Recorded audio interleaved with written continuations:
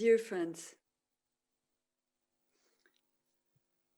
it is with deep respect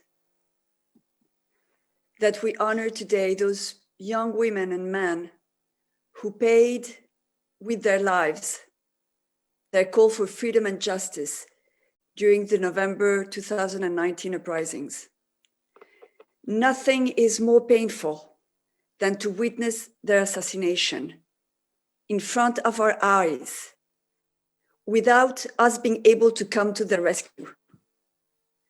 This is why we feel it is our duty to point our fingers at the criminals that murdered them, to raise our voices, claiming that Iranian lives matter and that the leaders of our free world must take action now.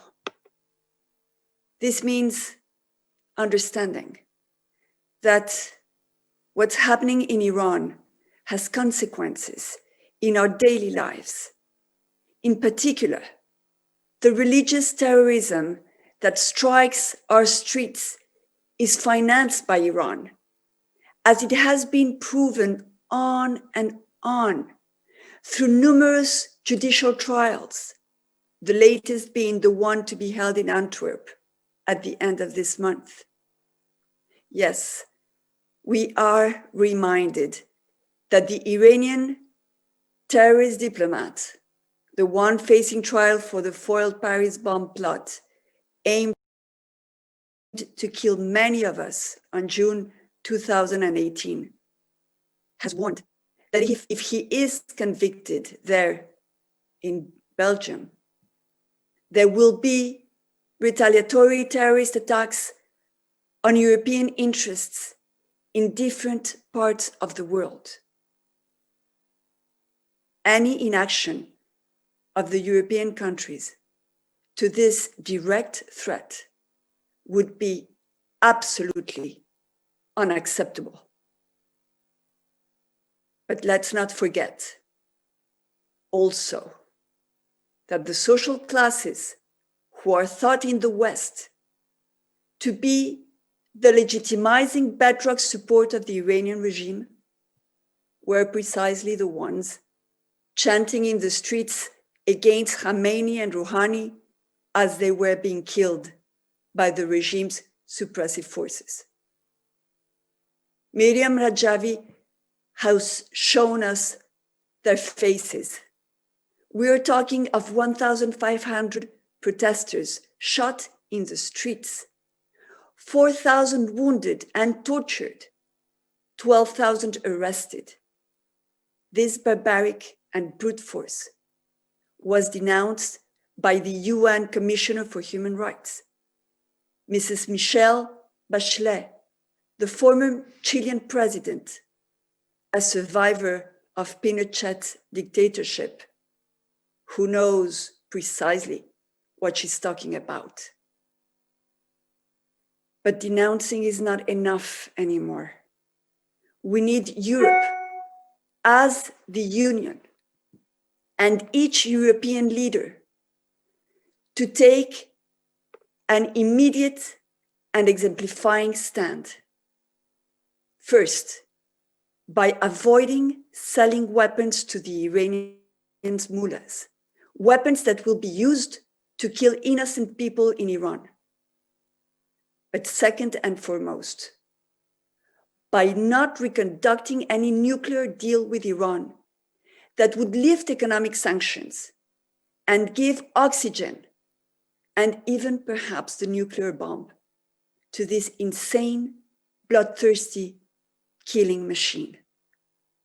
For years, we have been confronting the criminal actions of the Iranian regime against its own people, its worldwide terrorist plots, and its international disinformation schemes.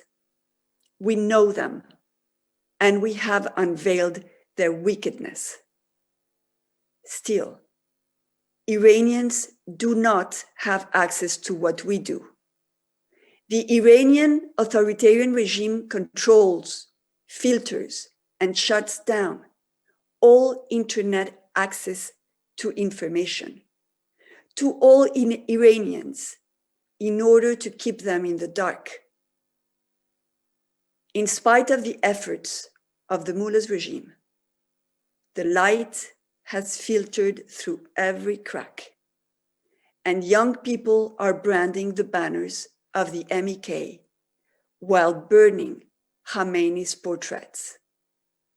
Isn't this striking that the new generation, these young women and men who have never known democracy and freedom, born under the systemic brainwashing policy, history rewritten manuals, political lies, and repression, are the ones supporting today the Iranian resistance and its leader, Miriam Rajavi, precisely the woman considered public enemy number one by this misogynistic regime, and against which this regime has launched its most massive disinformation campaigns, its diplomatic blackmailings, and terrorist schemes in order to defeat and eliminate her?